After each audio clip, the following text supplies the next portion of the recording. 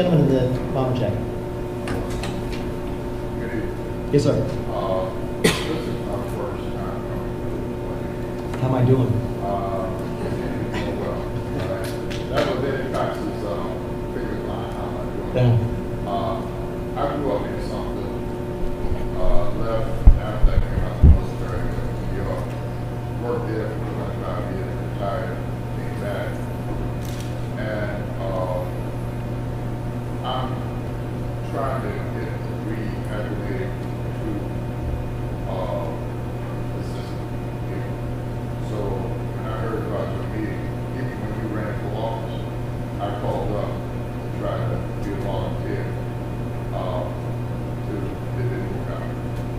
But just the same, I worked 25 years as a city manager in New York, and my strong suit is city government and complaints and dealing with issues that affect people. So one of the reasons why I'm here is because over on the pipe, but before I go into that, I'm gonna also member of the NRA, military trained, I was in the Marine Corps, and I believe in gun rights. And I have an Apple phone, and with my phone they have GPS on the phone. If I lose it, they can find it just like that. Right. Just recently, someone broke into my house and stole 4 handguns.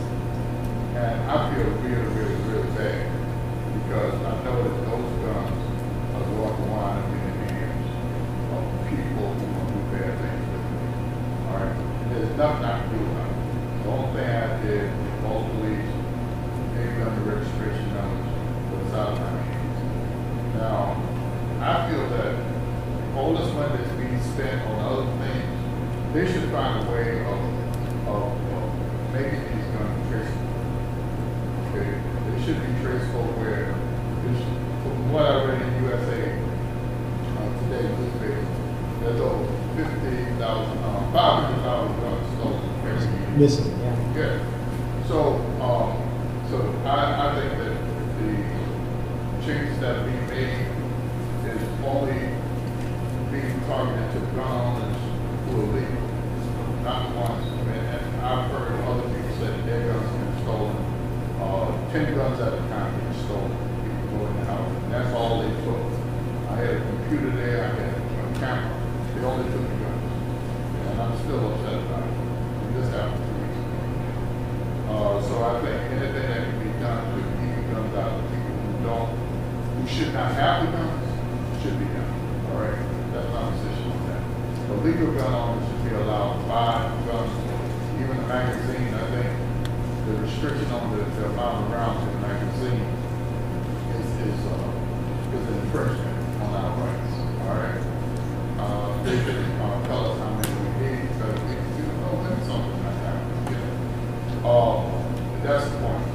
And I wanted to be on record to say that. The other point is that over on Pike Road, they built a lot of developments on the other side of the street. And all the businesses, there's not even one supermarket on that side of the street. All the businesses is on the Miller Road side.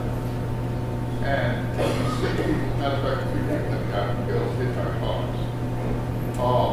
And I was out there, I was coming from the golf course the other day, and I saw 2 senior citizens trying to cross the street to get over the shoulders. And I thought about it, and I said, because of my training, about trying to solve a problem, that there should be a footbridge built. Because before I build these houses, you have people who don't have any services on that side of the street. And now these people, in order to go to Young's Market or Shoney's or Captain D's, they have to cross 8 lanes an hour to go to those places. Other than that, they'll walk all the way up to the North Main, come around and come back. So I read about the 277-foot bridge, that was built. And I think that was part of another Congressman district. but it's a necessity just to say one night, one person can get hit by a car. And I wanted to say, and I'll cut it short, that when this development was planned, these developments were planned, some of that should have been taken into account.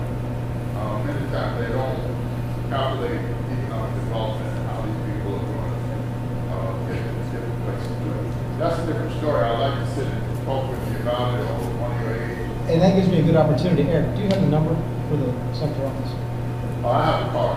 Oh, do you? Good. We have an office here in Sumter. You raised 2 points, one local and one gun control, so thank you for that. I'm going to answer both very briefly. Obviously, the one is more involved, as you know, as a former city manager, that it's a local issue. But if you reach out to our office in Sumter, we can put you in touch with your city councilman, the mayor, whoever, if you're in issue inside the city limits, because it really is a city issue. I think that the footbridge you mentioned in Columbia on 277 was a federal project because that road was built with federal money. But that certainly would be the case here in town. But we more, again, call us if you have any questions at all about government. The biggest questions we get are actually folks calling and say, who should we talk to? Because with this system of government we have, where we have city government, county government, state government, and federal government, and then you got all the agencies to do it, a lot of folks just sometimes don't know who to call. Call us first, and if it's not a federal issue, if it's not a federal issue we can help you with directly, we can put you in touch with the right people. Now, on guns, you're absolutely right. If we had time to go back and look through the president's executive orders, and one of the things he's directed folks to do is start to look at the application of new technology to guns. You know, I hadn't thought about it until just now, but if I lose my iPad, I can turn it off from here. Someone walks out here and steals it today, I can turn it off so you can't use it. Be interesting to know if you can do that with weapons as long as the government can't turn it off. And it's still mine. But maybe that's the type of thing the president was thinking about when we talked about new technologies. So I think there are things we can do that do not infringe the rights of legal gun owners. Keep in mind, I talked a little bit about the gun show exception. And while that's an easy thing to fix, again, I think it will be fixed. I think it represents 0.6% of all the gun crime in the country is committed with guns purchased at gun shows. The large majority is exactly what you just laid out, which they're stolen.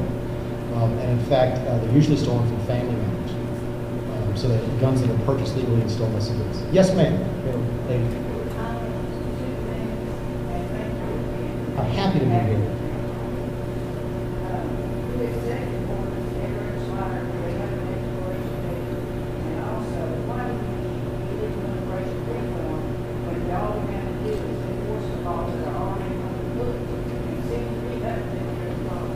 The answer to the first one is it depends. Generally, they do not expire. Technically, they could expire if the order itself says this order shall expire upon thus and such and thus and such. Typically what happens is the next president comes in and either renews them or changes them. In fact, for the last several presidencies when the party has changed, the first thing the president has done is either get rid of the federal funding for abortions overseas or reinstate the federal funding for abortions overseas. That's done by executive order. Yes, ma'am. Sure. You can look them up. I don't know the name of the database. Call the office, because we do it all the time, because that's how I found these 23. There's got to be a way to find them. In the age of the internet, it's pretty easy. So call our office, and we can figure out a way to find them for you. But again, unless they were self-terminated, which is highly, I guess, rare and unlikely, they exist until another president undoes them. Maybe for the purpose of correction, those types of questions you get Washington, D.C. office. Who has not asked a question? Illegal immigration. I'm sorry. Thank you very much. Illegal immigration. I don't know. I don't know the best way to answer your question. Obviously, enforcing the laws that we have, including keeping the border secure, would be nice. Does it solve the 11 million people who are here already? No. I do not know the specifics of what they discussed today in the Senate. I'm not sure. I mean, it's a very unusual group. You've got John McCain and Lindsey Graham, who clearly would be in one section of the party, and then you've got Marco Rubio, who's probably as conservative as I am on the other side. So I don't know what's going to come out of it.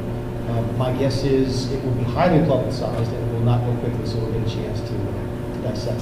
Yes, sir.